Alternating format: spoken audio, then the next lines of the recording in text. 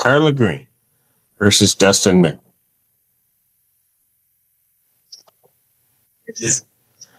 And Antoinette. All right. You guys are on the wrong side. Don't worry. Oh, all right. good job. Your name? And Dustin. And My wife has one that. okay. She can introduce herself. I don't know why. Got it. All right. Sorry. Okay. All right. Where are you folks on this case? All right. Well, I did speak to legal services as you requested, and they're not entirely. They don't know if they're going to fully take the case on, but they do want to do some investigating about the housing voucher being taken. Yeah. There must be some type of something illegal or something that happened because they can't just do that. But they were asking for it. And so, Ms. Green, so that you understand, that was when I was sort of hesitating the last time. It's because it's unusual that all of a sudden their voucher goes away. Right. And I'm not sure why that was. And I don't know if you working with them. And in October the 24th, she sent out an email saying that they're not no longer with the state giving those vouchers out anymore. And so we showed them proof that we filled out the paperwork. And Mr. Nickel, me and him worked hand in hand. I kept on saying, I haven't heard something from Section 8. I heard something from Section 8. Well, they stated, Hugh, the director of the company, stated that Section 8 just said they closed the vouchers. Just like that. And so in October, they knew they had to contact legal aid. It's in writing. And so, I don't know. I kept on telling them, y'all gotta do something. Because Tracy even told them legal aid back in October. Tracy, their worker. okay. They was in the homeless shelter Gotcha. for 2 years. But 2 years was up this February, even though last year it was 2 months. Last year the lease was up because they already had stayed a year. This made the second year. So the lease went to month. So in October, we was trying to work this out in October. And she had just had her baby. And so I knew that he worked real hard and it was so hard for him to delegate what he had going on. And so now we're here. I gave a 30-day notice in January. No, I see. And I just believe what you please. No, I know. And so where are you guys in reference to moving? So we put in at least 24 applications.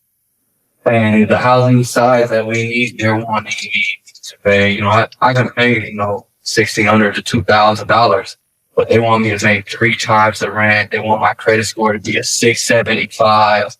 So then the places that will accept me, I don't have Section 8. So they don't even want to deal with me, even though it's just like, I just can't take my family, like I explained to Carla, I just can't take my family and just be out of the house.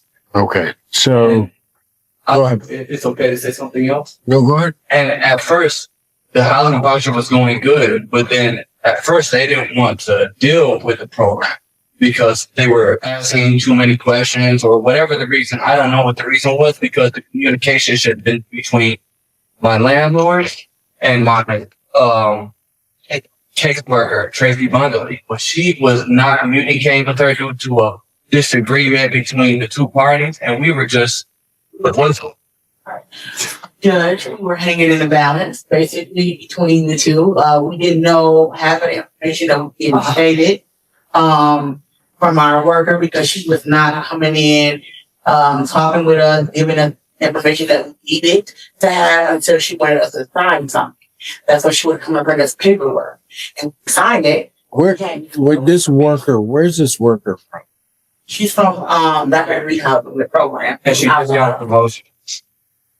Well, I don't care about that. What I'm worried about. All right. Judge, honestly, if I don't have a housing voucher, I'm really No, I know. Well, have 9 people. that was listen, I've been doing this work for a while, and that was the one thing that I realized. Is when you guys were on last time. You don't have a voucher. I don't know how you house married people, which would be fine and maybe a whole lot easier if they have a voucher. Go ahead. No. It doesn't matter whether you want to deal with it. It's where they go. That's what I'm talking. I'm not talking about you even keeping them. The problem is, in the normal circumstance, what would happen is you'd want them out. They had a voucher. Let's say they just had a family of 3. You have a voucher, then they have to go and they can find a place, basically relocating that voucher to move in. Problem here is I got more people trying to move them and no voucher. Because if what you want, if that voucher was improperly taken in some way, then what you want becomes a whole lot easier to accomplish. Because otherwise what's going to happen is, let's say they don't move. Then you're going to be paying to pay somebody to move them out of that house. I don't think you want to do that either. Let me ask you this. Because right now, I'm inclined to give the adjournment to let them investigate it because this doesn't sound right. The whole thing just doesn't sound right to me. That all of a sudden, if you had to, how much was rent, the base rent when the voucher was paying?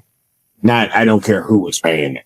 And I think What do you mean it never was? he had got his up for his voucher. We're going through stages of getting the eviction done, and so we can be able to start using. He never got to use the voucher. So he never was issued a voucher. He never got to do. That's a whole different ballgame. So I'm sorry, sir. I was issued the voucher based on them doing the inspection of the place. Now, the first time they did the inspection, Section 8 did the inspection, they counted it as an initial inspection, even though we had already been there. hold on, because you guys now have me confused. There was never, so you never got a Section 8 payment. No. She was getting paid through Bradford House. They were paying, Yeah, but they're only going to pay for a certain period. The period was February this year was a bad payment. was the last payment of the rapid rehousing. Because then what should have taken over is you should have gotten your voucher. That should have been in place and that you should have been doing it. and so that's the reason. Hold on. So that's where it was confusing in my mind. So you got paid by rapid rehousing, but you never got paid on a voucher because you weren't issued a voucher. I was issued a voucher. He wasn't issued a voucher that really made it a voucher, so they never started paying it off. You didn't get a payment if they paid in February, you didn't get a payment in March. Exactly. Gotcha. I'm sorry. So what I was trying to tell Bill as well is, so rapid rehousing, they only let you stay there for 2 years. Gotcha.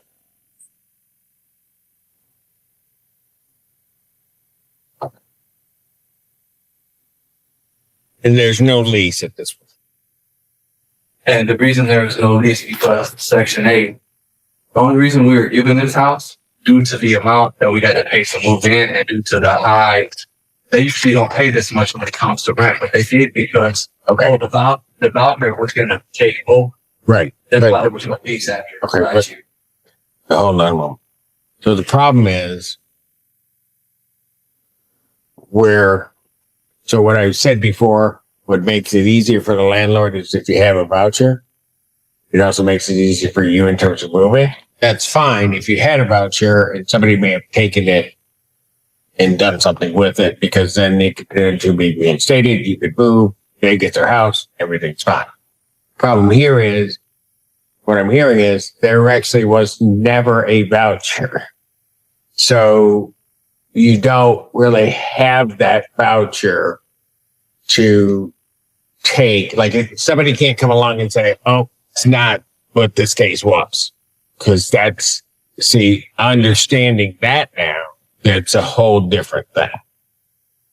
We had got a paper in the mail, sir, that said, the time has passed to use your housing vouchers. Like I said in the beginning, she didn't even want to take the program due to whatever. Well, she didn't have to take it. I mean, so when I talked to her, basically, I'm like, it's the house that I need. And I spoke to her, father as a husband, it's like, this is what I need, whatever I need to do, I'm willing to do it. She was like, okay, we'll take it. And then so we started the process again because they wanted me to find another house rather than the house that I was in. Still. okay, just listen. All of that will be fine, except for the fact that the cold-hearted reality in this is you're going to have to. It just becomes a rougher journey for you because I don't think that voucher, there had to have been a voucher, somebody says, okay, we're not paying, or we're stopping it for whatever reason. That's not how that would work, where they come along and say, we're not doing it anymore, right? That's not how that would work. They also took it because, on our part, it was turned in on time, but they trying to pay for it late when it came to. Well, I can't go back and do anything with that. The only thing that I can say is there wasn't a voucher. All right. Had they been paid, but they were being paid through a different program. They weren't being paid on the voucher. Had they been paid on the voucher, then I would say, okay, I'm adjourning this out because we got to find out what happened to that thing. And it's going to make it easier on everybody. Right now, this is a circumstance where I don't know that the adjournment is going to do anything because I don't think anybody's going to issue a voucher in 2 weeks. I just want to give them time to investigate. That's all. Well, but the investigation isn't going to.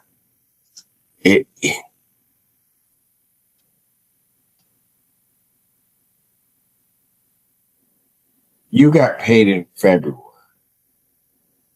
She didn't contact us, that both of us know, Tracy, that they're been expired for the program. They give you 2 years to sit on this program. And after February was the deadline. So she emailed us in October. To tell us it would expire. Yes. And then your last payment came in February. My wife offered her a payment in March. She said, we don't want any partial payment. They said they didn't want no partial payment. And we didn't say it was going to be. All right, look, okay, I get it. I've been asking her, what if we could pay the $2,600? Could we stay? Well, I just want to sell the house. Well, if there's a first homeowners program that we could get into, because I said it's going to be. Okay, I know, I hear you. And all of that's fine, except that they're going to be entitled to their property. The real question is how much time is it going to take you guys to move? And I know, and given the circumstances, that's a hard question to even begin to try to answer. An answer because we've been trying to move since. Okay, let me try from the other end. Do I give you a jump? As soon as possible. Your Honor, when they came to. Okay, but look, folks, here's the problem. Do you have the money to pay to move to have people move them out? Because that's what has to happen. It's going to cost me less to have them moved out versus me waiting months and months. This is costing me. I'm falling deeper and deeper. You guys are not. My property. I did the proper things to get it back. Did I do the right thing to get my property? Did I follow the right channels? But did you say you were going to understand because you've been in this position before? Did you just say that to my house, to me and my wife, and to my kids? Yes, you did. This is my first time renting this house out. This is my last time. Talking about the Folks, Alright. So As soon as you guys can go back and forth, and it doesn't matter. understand. It really doesn't matter. Okay. All right. The cold hard reality is I don't think you understand how much it would cost to empty a house because all of that stuff is out there.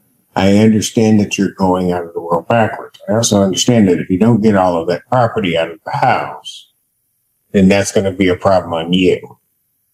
Okay? You, on your side, don't understand that you're going to have to figure out something. We're just gonna be homeless again. Okay, so and I don't listen.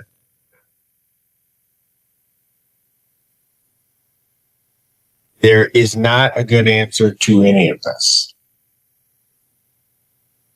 for either side because you don't want to keep going into the hole financially, right? You got to find a place to put your family. But there isn't an issue for me to should try in the case. The issue is going to be how much time to try to give to not cause more of a burden on the landlord to do what they have to do, and at the same time give you guys an ample opportunity to do what you got to do.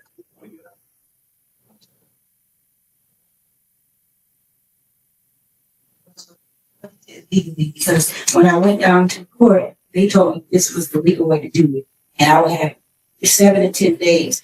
And I feel like in October, this was already on the floor. I feel like this What was, do you mean? when I went to go file, I've been sitting in the courtroom and been issuing on which 10 days and 7 days. Like, where did my right come in?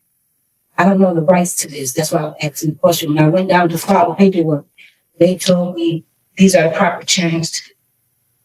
I'm not saying that you didn't follow the proper channel. Did I say any of that? No, that's what I'm asking. I'm asking. I'm saying. Well, hold on a second. Did you?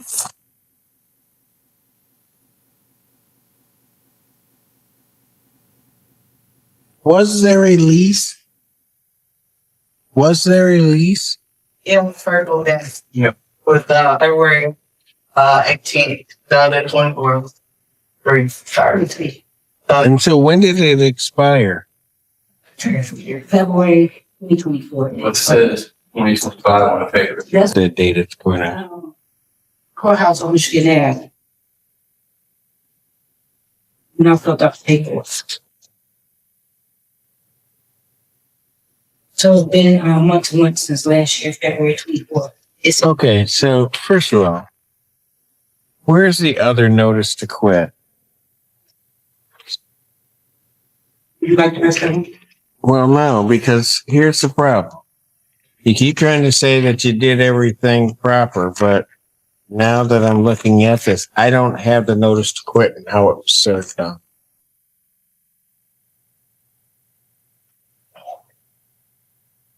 The notice to quit to recover property, the very first document, I don't have the one that has the proof of service. Well, I turned that back into the court along with this receipt. Ma'am? I'll show you that. Ma'am, I'm looking at the court copy. I'm looking at what you turned into the court. What I'm telling you is I do not have it. When was the notice to quit served? Yes, proof of service, January 28th.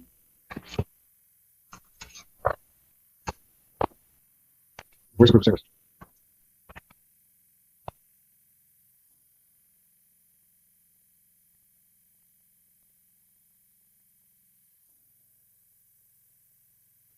What do you mean January 28th? This isn't the proof of service.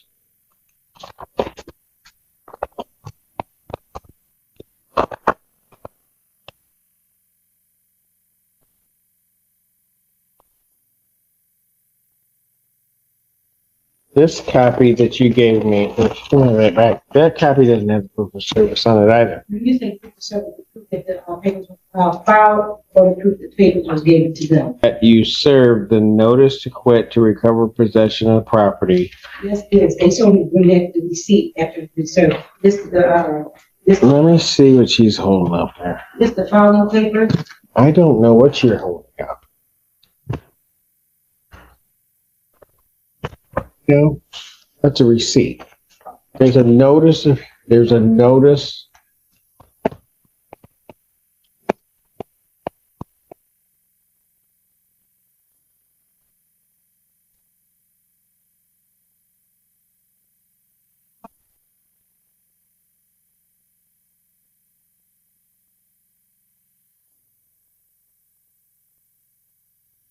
Here it is, but it's not signed. I don't have a proof of service. So I took it in. We go. Ma'am? Ma'am? I had to prove that it was mailed by by the U.S. Postal Service. That's what you're talking about, the served paper. I had that in the car. It's in my purse. What was served? Okay, I'm showing, so the record's clear, the notice to quit to recover possession of the property. It has a move-out date of February 28, 2025. It says on here that you certify this is filled out on the 14th of January, that you served this on Dustin Mickles. Doesn't say you served it on the other party, so I don't know what that's going to do. And you say you served it by first-class mail addressed to that person. Problem is, Because I don't know what rest of what paperwork. the rest of the paperwork where I did went on to the courthouse, and they put, I had to show them the receipt of the postal service that I had. This would, yeah, ma'am, I don't know what you're talking about. What I'm talking about is the papers were served. The papers even get a contact.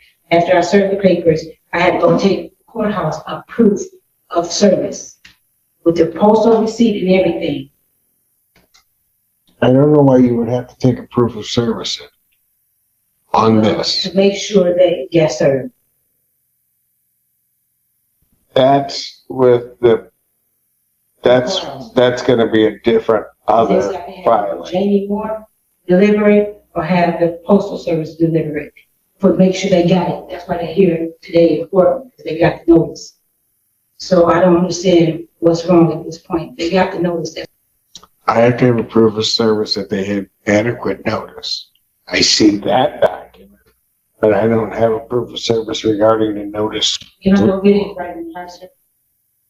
What's it gonna tell me? It's gonna take the proof of services that you said you need For what document? for the court document paper that we filled out, sir. Okay, you That's filled why out, we're here. you, If it wasn't filled out correctly, why are we here? because everybody would have sent notice out. You have no idea what I'm talking about. The notice to quit, you have shown me a copy of the notice to quit. Pull out your copy of the paperwork.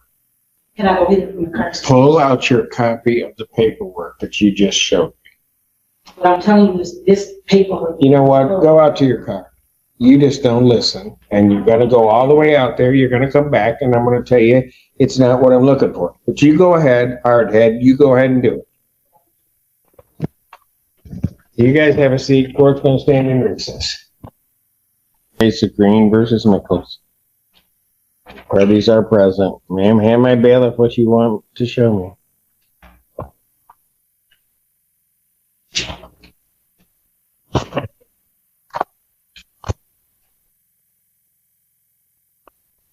This is what I knew you were going to go out and get. That's not it. Service. Proof of service for someone to complain. I'm not talking about the proof of service for someone to complain.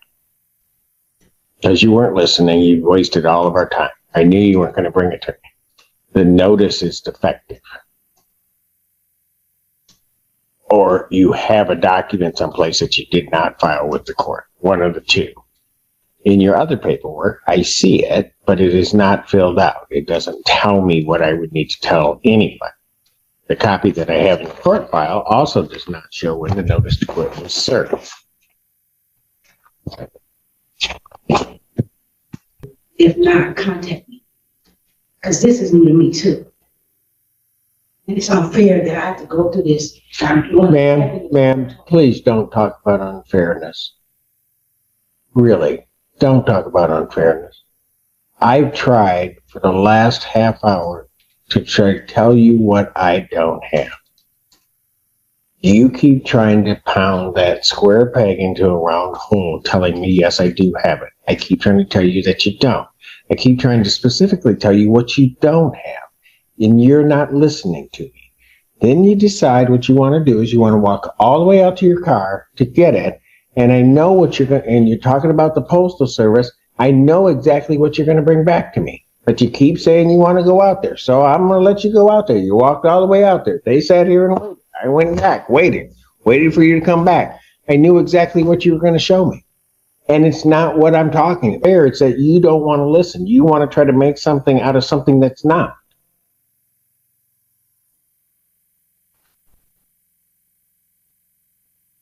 Just going to say this once.